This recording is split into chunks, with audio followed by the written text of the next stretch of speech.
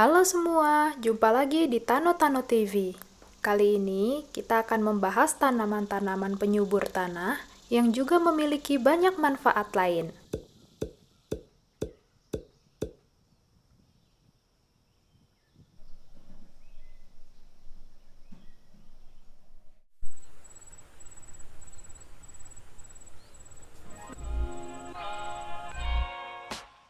Lamtoro disebut juga petai Cina atau petai selong. Pohonnya mudah dikenali dari si polongnya ini. Kayu lamtoro bagus banget untuk kayu bakar, karena dia terbakar dengan lambat dan menghasilkan asap yang sedikit. Pohon lamtoro juga sering ditanam untuk rambatan bagi tanaman lain, seperti vanila, lada, markisa. Daun dan ranting muda lamtoro mantep banget buat pakan ternak karena kaya akan protein. Untuk pakan ayam, berikan maksimal 20% lamtoro ya dari total pakan, jangan kebanyakan. Untuk ruminansia seperti kambing, sapi, dan sejenisnya, maksimal 30% dari total pakan. Kulit batang, daun, dan polong lamtoro juga dapat digunakan sebagai pewarna tekstil loh, karena dapat menghasilkan warna merah, coklat, dan hitam.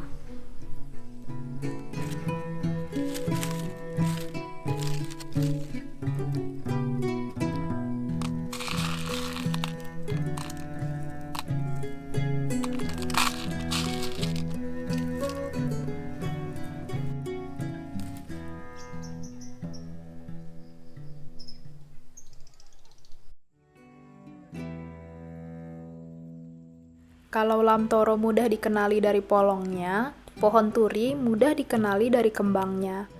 Kembang turi berwarna putih biasa dipakai untuk campuran pecel. Tapi, kembang turi bukan cuma satu warna aja. Ada juga kembang turi merah yang jarang dimakan karena rasanya lebih pahit. Kayu pohon turi tidak dianjurkan untuk dipakai sebagai kayu bakar, karena bisa menghasilkan terlalu banyak asap. Sama seperti lamtoro, pohon turi juga biasa ditanam sebagai pohon rambatan bagi tanaman lain.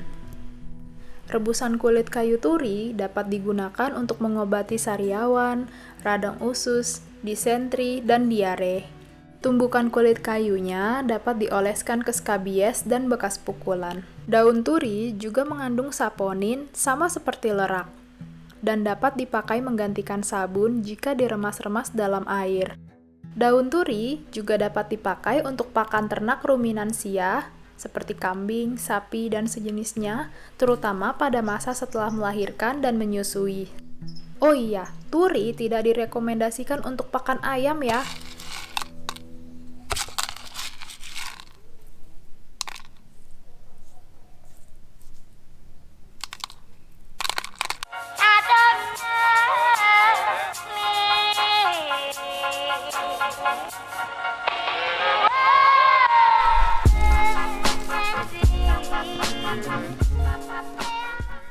Orok-orok adalah tanaman perdu atau semak-semak. Sangat direkomendasikan untuk ditanam di masa istirahat tanah karena tumbuhnya sangat cepat seperti gulma. Orok-orok menjaga tanah dari sinar matahari langsung. Dia juga dapat membersihkan tanah dari herbisida serta kontaminasi logam berat.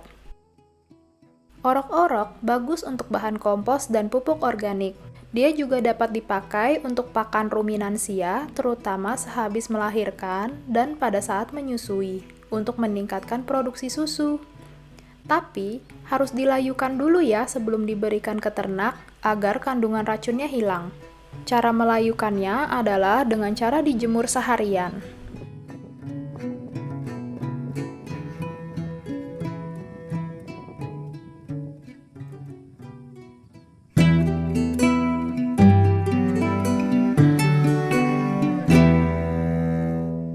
Kaliandra bunga merah adalah tanaman penghijauan yang juga dapat dipakai sebagai pakan ternak. Pohon kaliandra adalah kesukaan lebah. Bunganya berbentuk kerucut dengan warna kuning kehijauan. Pohon kaliandra dapat berbunga selama 9 bulan, sehingga memungkinkan lebah untuk terus dapat mengkoleksi nektarnya setiap hari.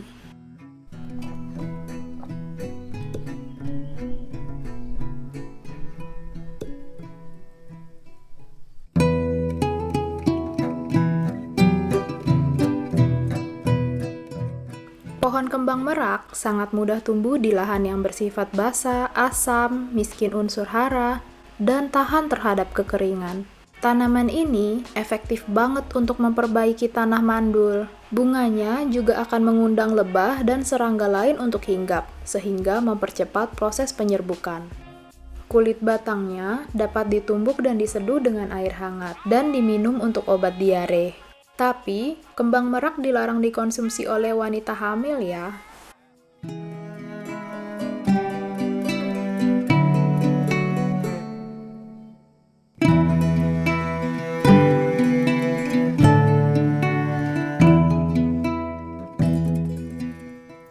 Kembang telang adalah tanaman merambat yang mudah dikenali dari bunganya yang berwarna biru.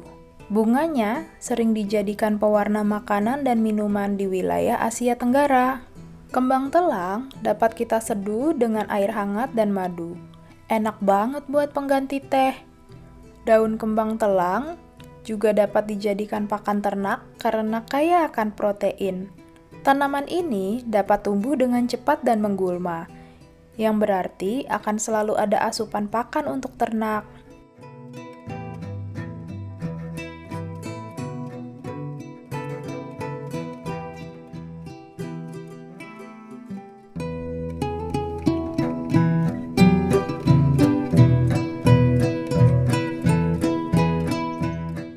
Sejak zaman dahulu, daun indigo vera terkenal banget sebagai pewarna kain indigo.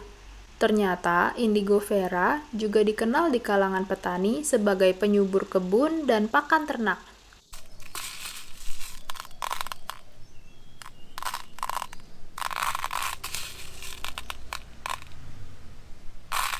Indigo vera sangat direkomendasikan untuk pakan ternak, sebab daun dan ranting mudanya dapat diberikan langsung pada ternak tanpa harus dijemur atau dilayukan dulu. 1 hektar indigo vera bisa memberi makan 10 sapi, sementara 1 hektar rumput biasanya hanya mampu memberi makan seekor sapi.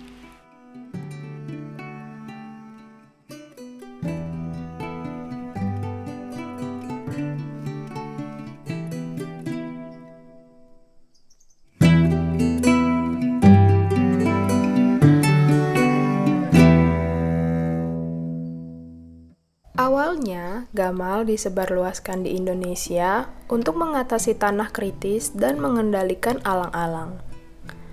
Tanaman ini sering kita jumpai ditanam sebagai pagar hidup, peneduh, dan untuk rambatan vanila dan lada.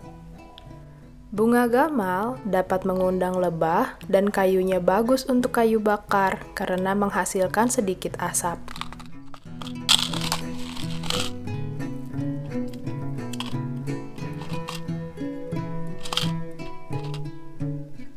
Daun, biji, dan kulit batang gamal mengandung racun bagi manusia dan ternak, kecuali ternak ruminansia seperti sapi, kambing, domba, dan sejenisnya. Dalam jumlah sedikit, ekstrak daun, biji, dan kulit batang gamal sebenarnya berfungsi sebagai obat.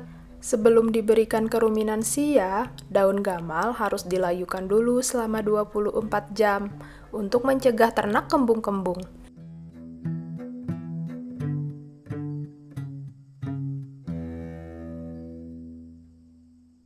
Indigo vera dan gamal sepintas terlihat mirip-mirip ya.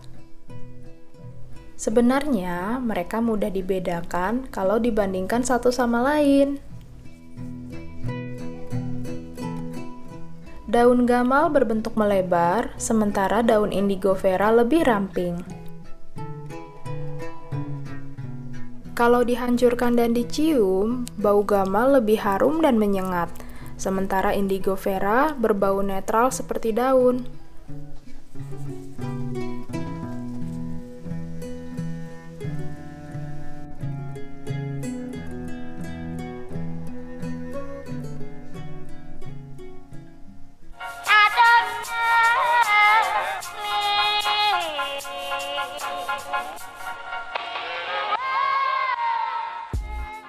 Rumput pinto sepintas terlihat mirip banget sama tanaman kacang tanah.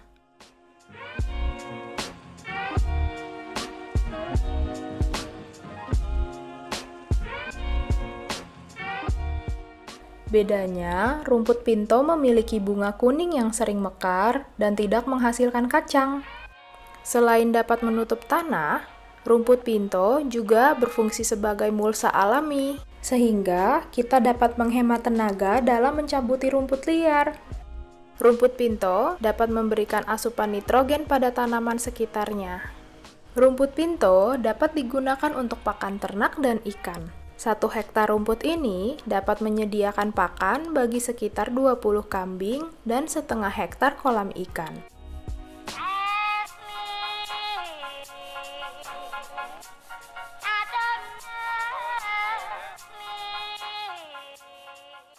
Kenapa sih tanaman-tanaman ini dapat menyuburkan tanah? Semua tanaman yang kita bahas dari awal ternyata berasal dari satu suku, yaitu suku Leguminosa, atau disebut juga suku kacang-kacangan atau polong-polongan. Leguminosa memiliki bintil akar yang merupakan rumah bagi bakteri Rhizobium. Nah, bakteri-bakteri inilah yang memfiksasi nitrogen dari udara ke tanah. Tanaman di sekitar Leguminosa dapat memanfaatkan juga nitrogen ini. Nitrogen adalah N dalam pupuk NPK. Setelah tanaman leguminosa mati, bintil akarnya akan terurai dan menyatu dengan tanah, sehingga kandungan nitrogen dalam tanah juga dapat meningkat. Tanaman yang ditanam berikutnya pun akan tumbuh subur.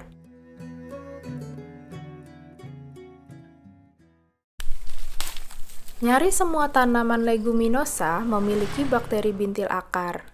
Contoh tanaman leguminosa yang juga sering kita konsumsi termasuk pete, kedelai, dan buncis. Ada juga leguminosa yang sering dipanen kayunya, contohnya sengon.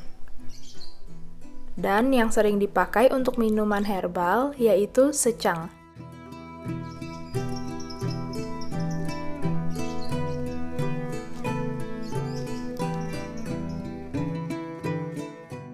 Ada juga leguminosa liar yang sering tumbuh di tanah kosong.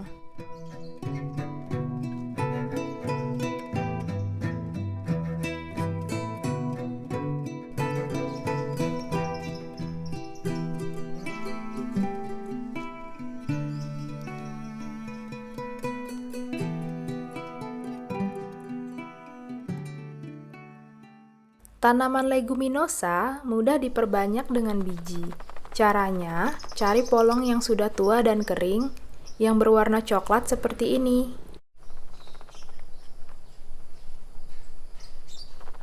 Ambil bijinya dan rendam di air kurang lebih 2 jam. Setelah itu, tanam bijinya. Setelah tumbuh menjadi bibit, tunggu hingga keluar daun sejati.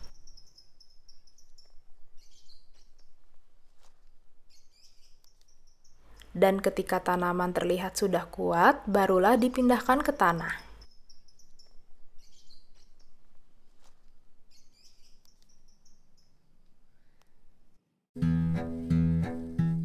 Nah, leguminosa mana yang jadi favoritmu dan kenapa?